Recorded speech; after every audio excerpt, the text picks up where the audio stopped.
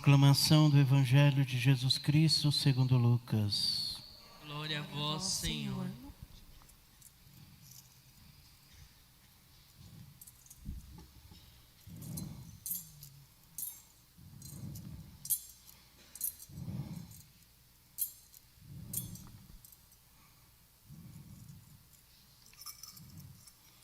Naquele tempo, Jesus dirigiu-se a uma cidade chamada Naim. Com ele iam seus discípulos e uma grande multidão. Quando chegou à porta da cidade, eis que levavam um defunto, filho único, e sua mãe era viúva. Grande multidão da cidade a acompanhava. Ao vê-la, o Senhor sentiu compaixão para com ela e lhe disse: não chores. Aproximou-se, tocou o caixão, e os que carregavam pararam.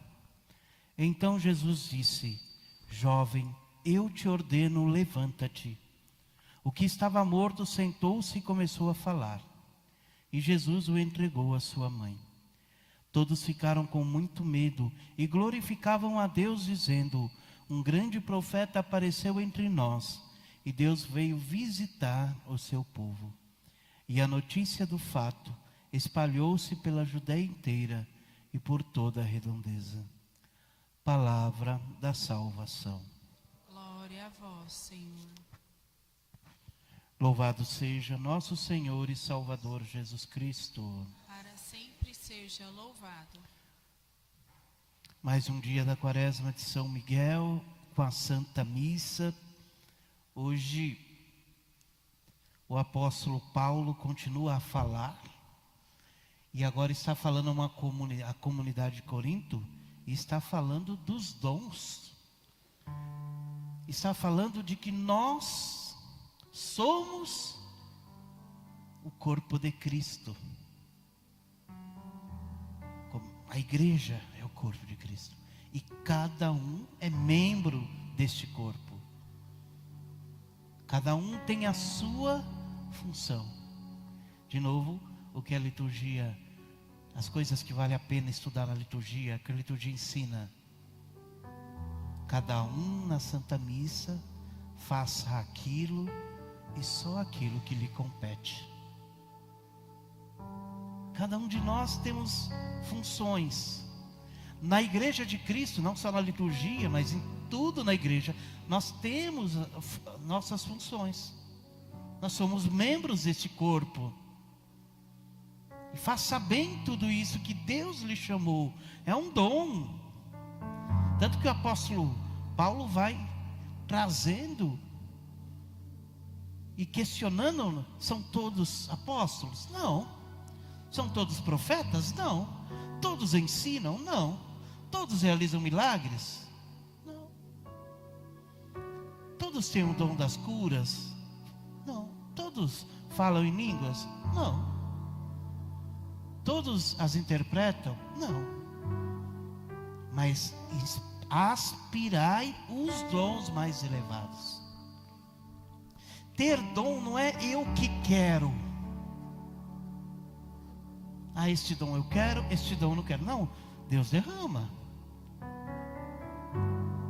Os dons são derramados na igreja para o seu povo.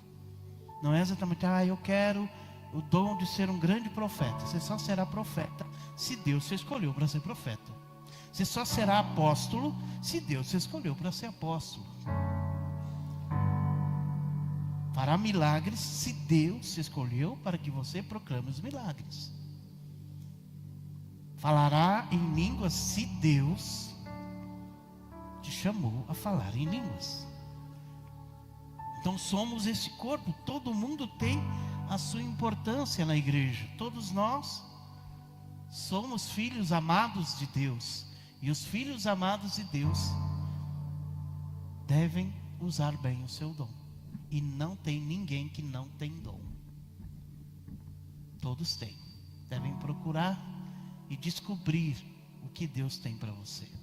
Se você ainda não sente que tem um dom, procure ter. Procure saber o que Deus quer de você. Procure saber como eu sirvo ao meu Deus, Como é que é esse chamado na minha vida? Deus está sempre à procura dos seus filhos.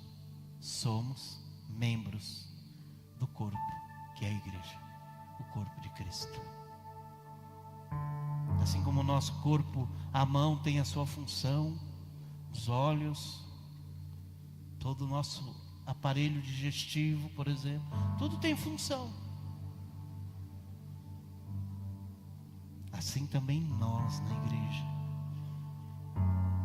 E eu acho muito bonito essa frase: cada um faça aquilo e só aquilo que lhe compete fazer. Porque se a gente fazer isso, a coisa anda. Não se faz só uma coisa, mas isto é o dom que eu consigo dar, é o dom que Deus me deu para me oferecer à igreja. E que o outro que talvez não tenha o seu dom,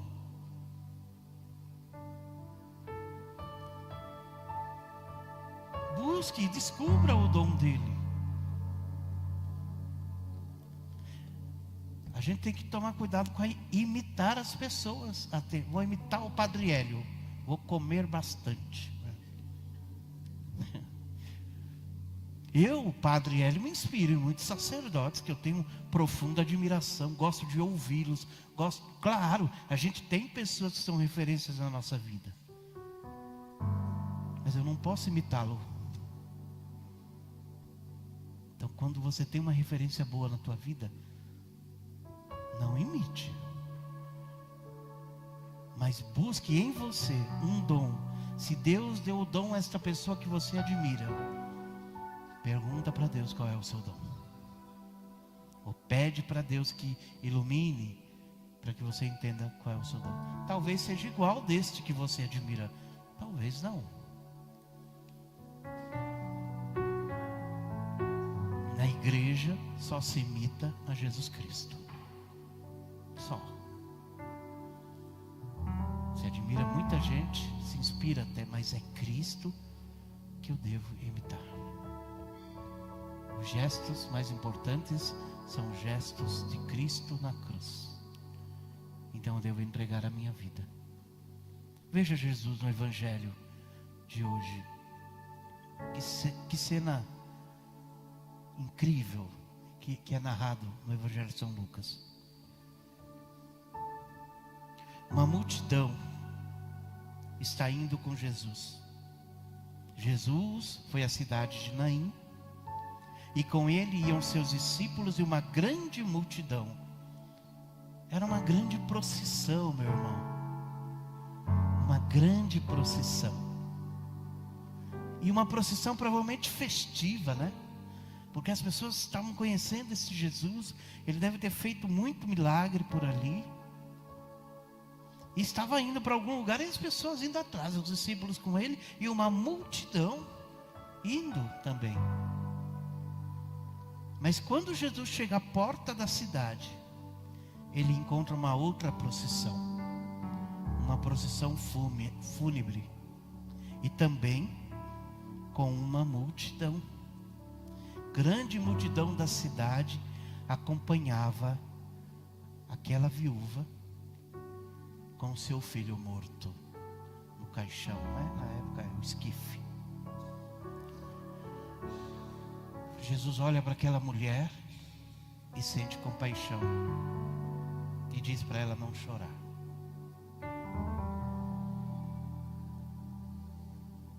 Jesus está vindo de uma procissão, com uma multidão toda feliz, e encontra uma mulher, uma viúva, toda chorosa, porque perdeu o seu único filho. E Jesus diz: não chore. Ele aproxima e toca o caixão, e imediatamente os que carregavam pararam. Por que tem esse texto aqui? Por que eles pararam? Primeiro, porque para o povo judeu não podia tocar no caixão.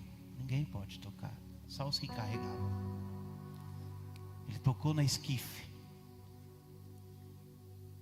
Por isso que as pessoas pararam assustadas.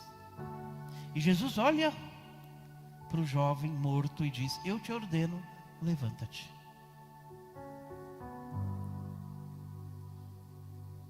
E o que estava morto sentou-se. Não levantou, né? Mas sentou-se. E começou a falar. O que moveu isso, irmãos? O que moveu aquele jovem a receber de Jesus uma vida nova? Primeiro, que Jesus não para de caminhar. Jesus continua olhando as pessoas, olhando os seus sofrimentos, olhando as suas mortes, olhando as suas derrotas, e Jesus vai sentindo compaixão. O que moveu aquele jovem foi o choro daquela mãe. Por isso que mãe não deve desistir de rezar pelo seu filho.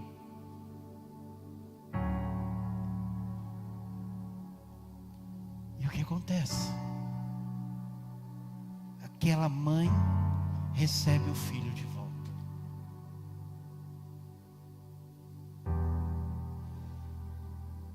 Jovem, eu te ordeno, levanta-te. Por que Jesus fez isso? Movido por compaixão. Mas por que mais?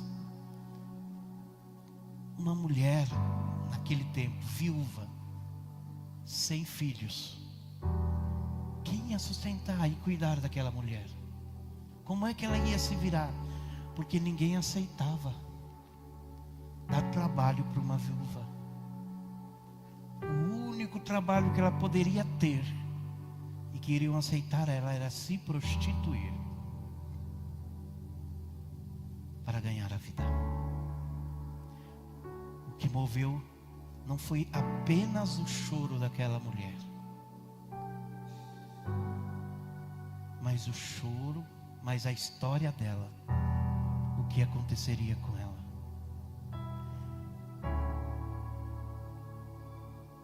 Jesus olha quando a gente perde alguém que ama também. Por que a gente fica de pé depois que a gente perde pessoas que nós amamos muito? A gente sofre, a gente fica no luto, a nossa vida não é mais a mesma, muita coisa muda, nosso coração fica rasgado. Eu posso dizer isso? Muda muita coisa, mas o Senhor vai lá e te levanta. Quando a gente perde alguém que ama, Deus nos deixa de pé. Porque este mesmo Jesus que estava lá em Naim, disse àquele jovem: levanta-te. Ele diz a cada uma das pessoas que nós perdemos, que morrem, lá no céu Jesus diz: levanta-te. Lá no céu Jesus diz para aquele teu parente que você tanto amou e que você queria que se levantasse nesta vida, depois da enfermidade, mas não levantou. Mas Jesus levantou no céu. Jesus levantou. E a gente tem que continuar também em pé.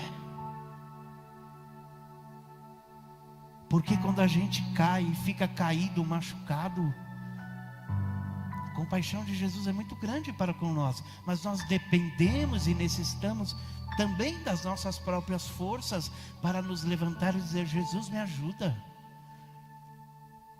Jesus, me levanta da prostração que eu tenho, da morte, do luto que eu vivo. Modifica, Senhor, eu preciso me levantar. Quando a gente perde, eu dizia esse final de semana que o amor é sempre assim, a gente perde as pessoas que ama. A gente perde porque ama. E é assim mesmo. E a gente tem que aceitar, porque é assim mesmo. Não mora revolta no coração de um cristão. Não mora. Mora saudade, mora dor, sim, porque dói. Mas tem que morar a compaixão de Deus em mim. Porque eu sei que Ele levantou aquele que eu amo no céu. Quantas procissões felizes nós fizemos na vida, quando nasce alguém, que alegria. Quanta multidão celebra a sua festa de aniversário, sua festa de casamento. Mas chegará um momento, e já muitos de nós já passamos por isso, houve uma multidão que foi chorar com você.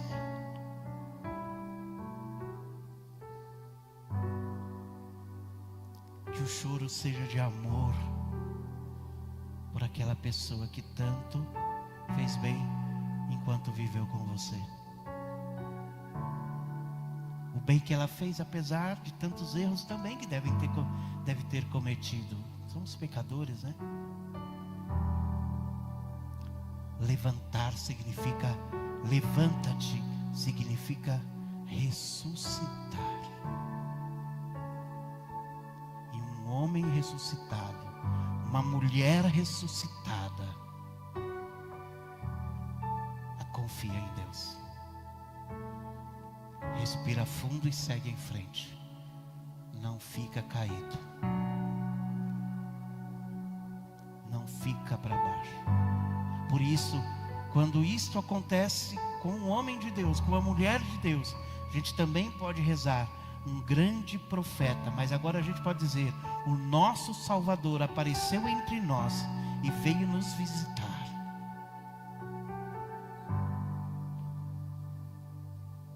E aí esta boa notícia daqueles que amam a Deus precisa se espalhar. Hoje, que nós que somos um corpo,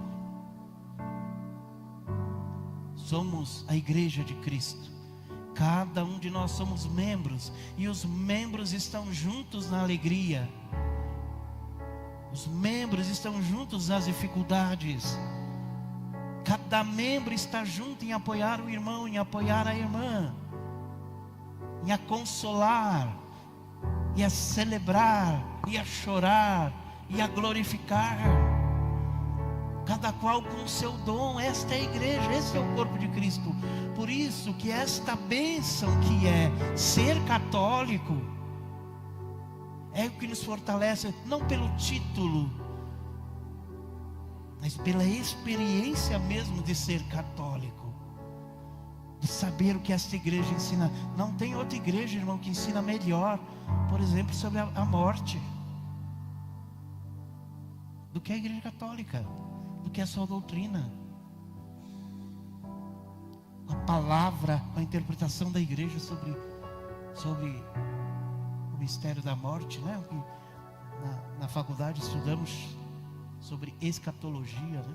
Fim dos tempos. Saiba que a igreja sustenta a nossa fé. Por isso que ela nos levanta. E Jesus nos levanta. Não sei qual é a sua perda nesses dias, qual é a sua dor. De repente você viu assim e disse: não tem mais jeito isso não. O que vai mover o coração de Jesus para que tenha compaixão de você, para que tenha compaixão de nós, é a nossa história com quem amamos.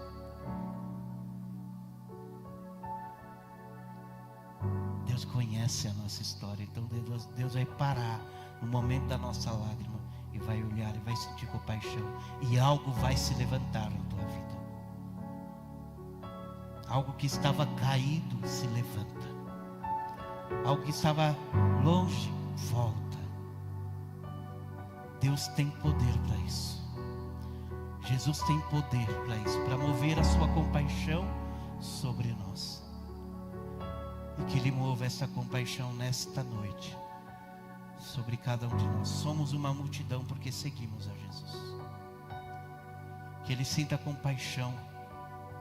E se as lágrimas estão visitando muitas vezes cada um de nós, que a gente ouça essa voz de Jesus dizendo: não chores, eu conheço a tua história, para por aí, que eu vou levantar aquilo que precisa ser levantado. Amém. Amém.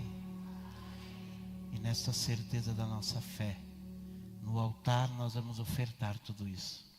O que nos preocupa, o que nos deixa para baixo. Mas Deus quer levantar. E será levantado o corpo, o pão e o vinho, para que o milagre aconteça do corpo e sangue do Senhor. Nosso ofertório.